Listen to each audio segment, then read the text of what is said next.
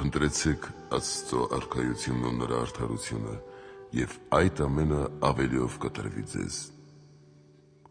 Սուրբ Հոգու օգնականությամբ և ձեր աղոթքների օժանդակությամբ կամենում եմ մեկնաբանել ավետարանի այս խոսքը, քարոզելով նախ Աստծո արքայությունը փնտրողների, ապա արքայության և վերջապես խնդրվածքների մասին։ Փնտրողների մասին։ Մարդկանցից շատերը բնավ չեն փնտրում Աստծո արքայությունը, այլ փախչում են նրանից։ Ոմանք էլ փնտրում են, սակայն չեն գտնում։ Ոմանք փնտրում և գտնում են, սակայն չեն պահում, իսկ ոմանք էլ փնտրում են, գտնում և պահում, և այսպիսով մարդիկ բաժանվում են 4 դասի։ Նրանք, ովքեր չեն փնտրում Աստծո արքայությունը, այլ փախչում են նրանից, իրենց կյանքի բոլոր օրերում չեն դադարում չարիք գործելուց։ Նրանց մասին է ասում Սուրբ Հովհաննես Ոսկեբերանը, թե չար մարդիկ կամենում են հավիտյան ապրել, որպեսզի հանապաս չարը գործեն, և միշտ ցանկանում են կենդանի լինել, որպեսզի չդադարեն մեղանչելուց։ Չենք կամենում ճանաչել քո ճանապարհները, ով է ամենակալը, որ ծառայենք նրան։ Այսպիսի դառն ու դժնդակ պատասխան են տալիս նրանք, երբ փորձում են խրատել իրենց։ Այդպիսիները մատնվում են Աստծո արդար դատաստանին ու երբեք զերծ չեն մնում տանջանքներից։ Եվ այս ոչ միայն անհավատներն ու չարագործներն են, այլև բազում չարհավատացյալները, ովքեր սոսկ հավատացյալի անուն են կրում, սակայն հեռու են բարի գործերից։ Նրանք թեև լեզվով հավատում են,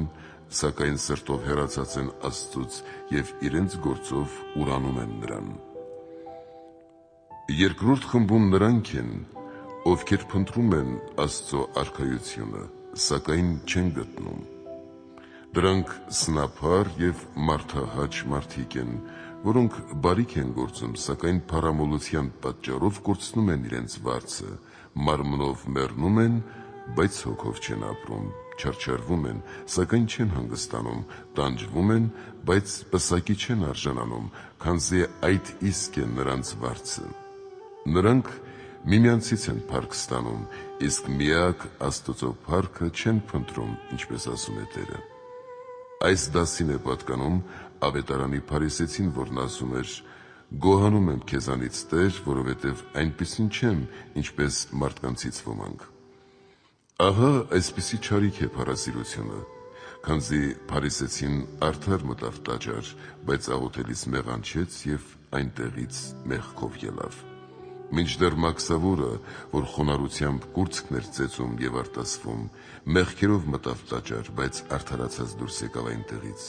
Այս է մարդկանց երկրորդ դասը, որ փառասիրությամբ փնտրում, սակայն չի գտնում արքայությունը։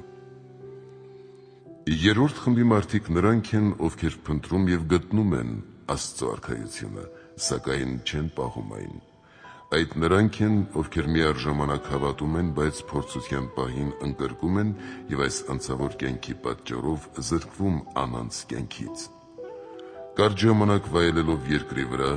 նրանք հավիտենապես տանջվում են դժոխքում, քանզի ուրանում են իրենց Փրկչին և կորչում, նմանվելով նրանց, ովքեր լույսը մերժելով տանջվում են խավարում։ Նրանց մասին Տերն ասաց. «Ով ուրանա ինձ մարդկանց առջև, ես էլ նրան կուրանամ իմ հոր և հրեշտակների առջև»։ Այլև նմանվում են այն աշակերտներին, որոնք երբ լսեցին Տիրոջից, թե եթե չուտեք մարդու որդու մարմինը և չխմեք նրա արյունը, ձեր անձերում կյանք չեք ունենա, ասացին. «Խիստ է խոսքդ, ով կարող է այն լսել», ու հեռացան։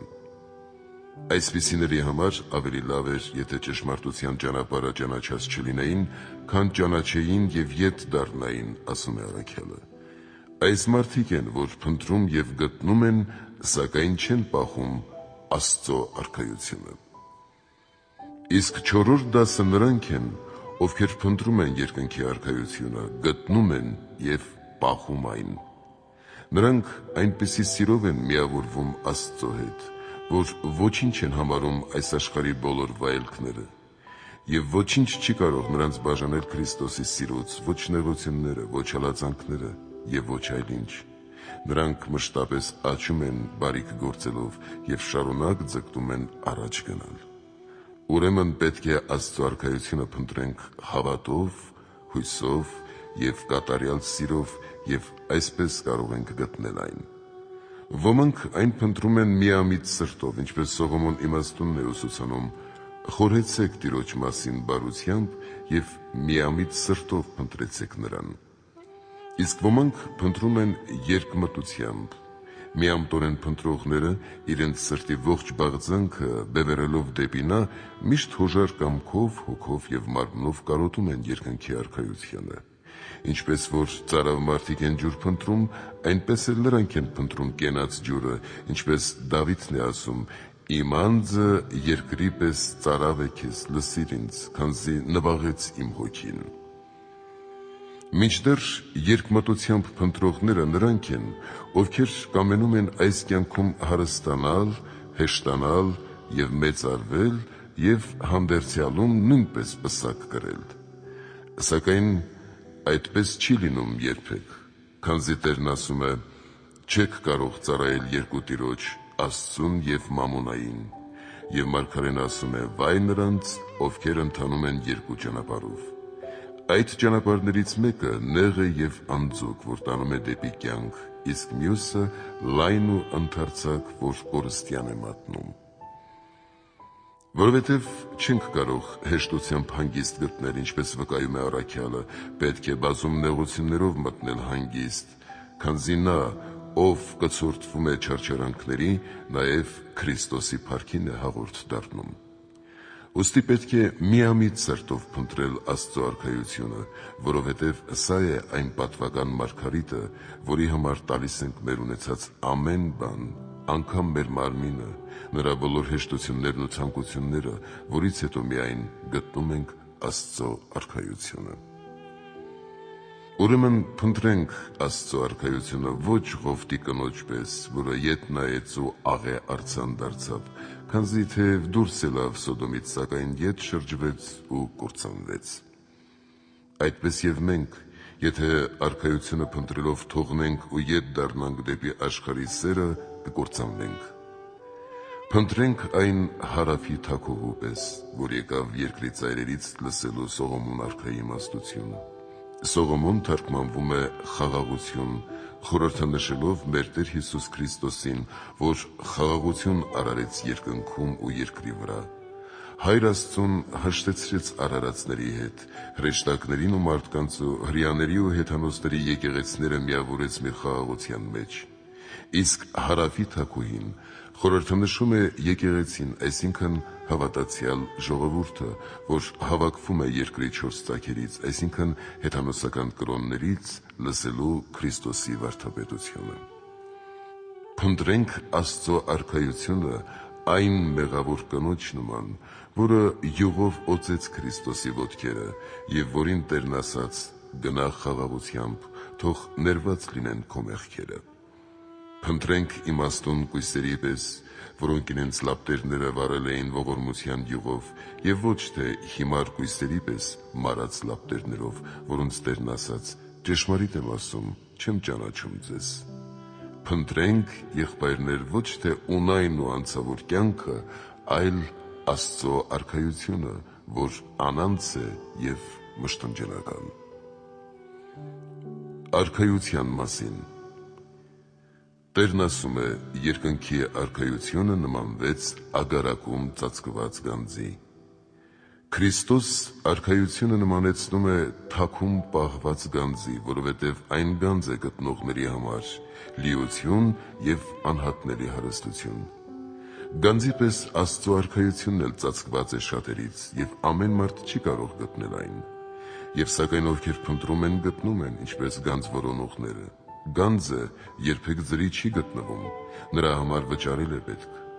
Այդպես եւ Աստված կյանքը մեզ ձրի տվեց, իսկ արքայությունը ստանալու համար պետք է գին վճարել եւ ջանք թափել։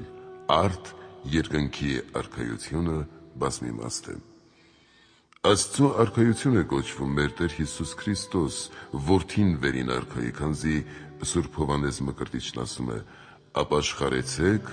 որովհետև մերձեցել է երկնքի արքայությունը», այսինքն Աստծո որդին։ Նա ծածկված է մարմնի ագարակում,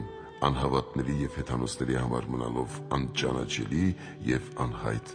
և արքայություն է կոչվում, որովհետև նրա հետ թագավորելու ենք երկնքում ըստ առաքյալի խոսքի. «Եթե համբերենք,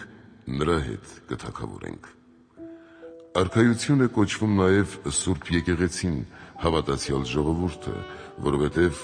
հավատացել է երկնքի արքային, և նա, ով այս կյանքով արժանանում է Աստծո արքայությանը և առաքինանում, այնտեղ հանդերձյալում պսակվում է մեծ փառքով և բնակվելով երկնքի արքայության մեջ թագավորում Քրիստոսի հետ։ Արքայություն է կոչվում և ավետարանը մյուս սուրբ գրքերի հետ միասին, ովքեր մերժում են Աստծո խոսքը և անարժան լինում հավիտենական կյանքին, Տիրոջ խոսքի համաձայն արքայությունը կվերցվի նրանցից և կտրվի այն ազգին, որը պտղաբեր կդարձնի այն, այսինքն ավետարանը։ Այն ծածկված է բառերով, առակներով ու նյութեղեն գրերով, և երկնքի արքայության մուտքը բացվում է նրա պատվիրանները պահողների համար։ Արքայություն է կոչվում նաև եկեղեցու խորհուրդները, մկրտությունը, ապաշխարությունը, ձեռնադրությունը, պատարագը և այլն։ Սրանք ևս նյութեղեն ծածկույթ ունեն, որպեսզի հավատացյալները գտնեն, իսկ անհավատները կորցնեն։ Եվ արքայություն են կոչվում, որովհետև հավատացյալներին առաջնորդում են դեպի արքայություն և նրանց սրբագործելով միավորում երկնքի արքայի հետ։ Նաև արքայություն է կոչվում մարդու հոգին, որ ծածկված է նրա մարմնի ագարակում, անտես լինելով զգայարանների և տեսանելի մտքի համար։ Այս մասին է Տերն ասում. «Աստծո արքայությունը ձեր ներսում է»։ Քանզի հոգին երկնքի արքայության պատկերն է, ինչպես գրված է Սուրբ գրքում. «Աստված ստեղծեց մարդուն ըստ իր պատկերի»։ Եվ այսպես հոգին մեր մեջ Աստծո պատկերն է և արքայություն է դառնում սուրբ գործերի միջոցով, մինչդեռ չար գործերը այն դարձնում են սատանայի պատկեր, մեղքերի տուն և դժոխք։ Վերջապես արքայություն է կոչվում և հավիտենական կյանքը, որ վերին քաղաքն է, այսինքն հրեշտակների և հրեշտակացած սուրբերի բնակավայրը։ Նրանց մասին է Տերն ասում. «Երանի հոգով աղքատներին, քանզի նրանցն է երկնքի արքայությունը»։ Իսկ մեկ այլ տեղ ասում է. «Իմ թագավորությունն այս աշխարհից չէ»։ Եվ այն արքայություն է կոչվում, որովհետև բոլոր երանությունների և փառքերի լրումն է և մեծագույն հարստությունը։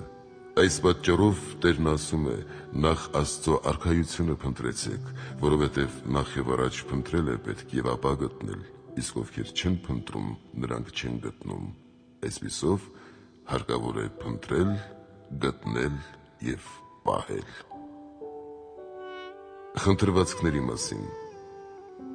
Հայտնի է, որ մարդու բոլոր խնդրվածքները լինում են երկու կերպ՝ սեփական անձի և այլոց համար։ Սեփական անձի համար խնդրվածքները 4-ն են։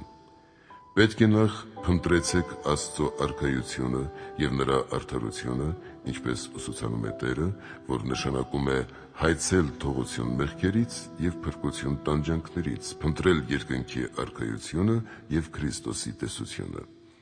Նույնն ուսուցանեց ասել Հայր մեր աղոթքում. «Թող սուրբ լինի քո անունը, թող գա քո արքայությունը, թող քո կամքը լինի»։ Այնուհետև պետք է Տիրոջից հաջողություն խնդրել հավատի և գործերի մեջ, քանզի հավատը, հույսը և սերը Աստծո շնորհներն են։ Նաև պետք է խնդրել բարի գործերում խոհեմություն և արիություն ունենալու համար և ողջախոհություն ու արդարություն ամեն ինչում։ Այս ամենն Աստծո պարգևներն են, որոնք տալիս է Տերը նրանց, ովքեր խնդրում են։ Աստվածային առաքինությունների մասին է ասված. «Եթե մեկը հաց խնդրի հորից, մի՞թե նա քար կտա»։ Հացը խորհրդը նշում է հավատը, որ կյանքի պատճառ է, իսկ քարը՝ անհավատությունը։ Եթե ձուկ խնդրի, միթե օձ կտա, ձուկը հույսն է, իսկ օձը հուսահատությունը։ Եվ եթե ձու խնդրի, միթե կարիճ կտա, ձուն սերն է խորհրդանշում, որ բոլորաձև է ու կատարյալ, իսկ կարիճը ատելությունը, որը խայթիչ է հոգու համար և մահաբեր։ Իսկ մարդկային առաքինությունների մասին Տերն ասում է. «Առանց ինձ ոչինչ չեք կարող անել, որովհետև նա է, որ հաջողեցնում է մեր մեջ կամենալն ու կատարելը»։ Տիրոջից պետք է խնդրել նաև մարմնի անհրաժեշտ կարիքների համար, ինչպիսիք են չափավոր սնունդը և հանդերձը ըստ Տիրոջ ուսուցանության։ Մեր հանապազօրյա հացը տուր մեզ օրըստօրե։ Չափավորն ենք խնդրում և ոչ թե ավելորդը, իսկ ամեն կերպ զարդարվելը և չափից ավելի ուտելն ու ըմպելը չարից է և հեթանոսներինը, այլ ոչ թե մերը։ Նմանապես պետք է խնդրել մարմնի առողջություն և ազատություն գերությունից կամ չար տերերից, իսկ երկար ապրելու համար մարմնի առողջություն և հեշտություն խնդրելը հեթանոսների սովորությունն է, որոնք ավելորդն են փնտրում։ Մեր անձերի համար չորրորդ խնդրվածքը մեղքի փորձություններից, սատանայի որոգայթից, չար մարդկանցից և զանազան փորձանքներից փրկվելու վերաբերյալ է համաձայն Տիրոջ ուսուցանության. «Մի տար մեզ փորձության, այլ փրկիր չարից»։ Բայց եթե միայն մեր անձի համար խնդրենք, անձասեր և անողորմ կլինենք, ուրեմն անհրաժեշտ է նաև այլոց համար աղոթել, որովհետև ինչպես առաքյալն է ասում. «Արդարի աղոթքը հույժ զորավոր է օգնելու համար»։ Արդ այլոց համար խնդրվածքները ևս չորսն են։ Առաջին հերթին պետք է աղոթել թագավորների և աստվածասեր իշխանների համար, նրանց համար, Աստծուց խնդրելով երկար կյանք, առողջություն, թշնամիների դեմ հաղթություն։ Այս խնդրվածքի մեջ անհրաժեշտ է աղոթել նաև հոգևոր առաջնորդների համար։ Պետք է նաև խաղաղություն և միաբանություն հայցել համայն աշխարհի և եկեղեցու համար, պատուհասների և ամենայն խռովությունների վերացում մարդկանց միջից, ինչպես նաև օդի բարեխառնություն և բերքի առատություն։ Այնուհետև պետք է խնդրել հավատացյալ ննջեցյալների համար, քանզի եթե աղքատները ողորմության կարիք ունեն, առավել ևս նրանք, ովքեր զրկվել են բոլոր բարիքներից և անօգնական վիճակում են։ Եվ եթե ողորմած ենք հաշմանդամների հանդեպ, որքան առավել պետք է նրանց ողորմել, ում ողջ մարմինն է ապականվել և տարժալուծվել հողի մեջ։ Եվ եթե մարդկանց ձեռքով գերվածներին ենք ողորմում, առավել ևս նրանց է անհրաժեշտ ողորմել, ովքեր իրենց մեղքերի պատճառով մատնվել են սատանային։ Եվ քանի որ իրենք չեն կարող ապաշխարել մեղքերի համար, և մեռյալներն էլ անզոր են օգնել միմյանց և տալ խնդրածը, ուստի միայն մարդասեր և գթած Աստծո ողորմությունն են ակնկալում և կարոտում մեր ողջերիս աղոթքներին, ինչպես երանելի Հոբն էր ասում նրանց անունից. «Ողորմեցեք, ողորմեցեք ինձ բարեկամներ, քանզի Տիրոջ ձեռքն ինձ ստիպավ»։ Հետևաբար մենք պետք է ողորմենք և աղոթենք նրանց համար, ովքեր հույսով ու հավատով ննջեցին ի Քրիստոս և աշխարհի սխալանքներից որոշ բաներ տարան իրենց հետ, և կամ ովքեր հանկարծակի մեռնելով չհասցրին խոստովանել իրենց մեղքերը և սուրբ պսակի արժանանալ, նրանց համար պետք է մեղքերի թողություն խնդրել Աստծուց։ Եվ այսպես սուրբ պատարագի ընթացքում և մեր ամենօրյա աղոթքներում սուրբերին և արդարներին պետք է հիշել իբրև բարեխոսների, իսկ մեղավորներին նրանց համար ներում խնդրելով լինեն ծանոթ թե անծանոթ։ Սրանից հետո պետք է խնդրել նրանց համար, ովքեր տակավին կենդանի են երկրի վրա, թե հարազատների և թե օտարների համար հայցելով առողջություն և խաղաղություն, ուղիղ վարք, անբիծ հավատ և այլն։ Եվ վերջապես պետք է խնդրել թշնամիների համար, ըստ Տիրոջ հրամանի. սիրել ատելիներին և աղոթել թշնամիների համար։ Եվ պետք է գիտենալ, որ մեր թշնամիները երեքն են. նախ սատանան, որ ատելի է թե Աստծո, թե մեզ համար, երկրորդ անհավատներն ու մեղավորները, և երրորդ մեր անձնական թշնամիները։ Արդ սատանային, որ ատելի է Աստծուն, մենք ևս պիտի ատենք ու անիծենք, ինչպես մարգարեն է ասում. «Քեզ ատելիներին Տեր ատեցի և քո թշնամիներից վերշեցի»։ Իսկ մեղավորների ու անհավատների համար պարտավոր ենք աղոթել, որ Տերը հավատ տա նրանց, որպեսզի ետ դառնան մեղքից և չկործանվեն։ Այս մասին է ասում մարգարեն. «Տրտմություն պատեց ինձ մեղավորների համար, ովքեր թողեցին քո օրենքը, և պետք է տրտմել նրանց համար, որ դեպի կորուստ են ընթանում ոչ օրհնելով և ոչ էլ անիծելով»։ Ինչ վերաբերում է մեր թշնամիներին, նրանք բաժանվում են երկու դասի։ Եթե միայն մեր անձնական թշնամին է, որ մարմնի կամ ունեցվածքի պակասություն է պատճառել, միշտ պետք է օրհնել և ոչ թե անիծել, ինչպես գրված է. «Օրհնեցեք ձեզ անիծողներին և մի անիծեք, բարի արեք ձեզ ատողներին»։ Եվ պետք է մերժենք մեր սրտից քենն ու ոխը, քանզի եթե մարդկանց ներենք իրենց հանցանքները, երկնավոր Հայրն էլ կների մեր հանցանքները։ Իսկ եթե թշնամի և վնասարար է ընդհանուր եկեղեցու և հավատի հանդեպ, պետք է աղոթել նրանց համար, որպեսզի ետ դառնան չարիքից, սակայն եթե անզեղչ մնան, ինչպես չար ու մեղավոր մարդիկ և հերձվածողները, պետք է նզովել ու խրատել և ոչ թե օրհնել։ Այսպես պետք է ընտրողաբար խնդրել և աղոթել։ Եվ ինքը, մեր Տեր Հիսուս Քրիստոս, որ առատաձեռն է յուրաքանչյուրիս բարիքներ շնորհելու մեջ, որ փոքր խնդրանքի դիմաց մեծամեծ պարգևներ է տալիս, որ գիտե նախքան մեր խնդրելը և պարգևում է նախքան աղերսելը, մեր բոլոր խնդրվածքները թողի բարին կատարի, քանզի տեսնում է անհոգներիս և մեր միտքն ու կամքը դեպի բարին շարժում, և թող իր արարչական խնամքով ների մեր հանցանքները և բոլորիս առատապես լցնի հոգևոր ու մարմնավոր բարիքներով, և նրան փառք և գոհություն և երկրպագություն իր Հոր և ամենասուրբ Հոգու հետ։ Ամեն։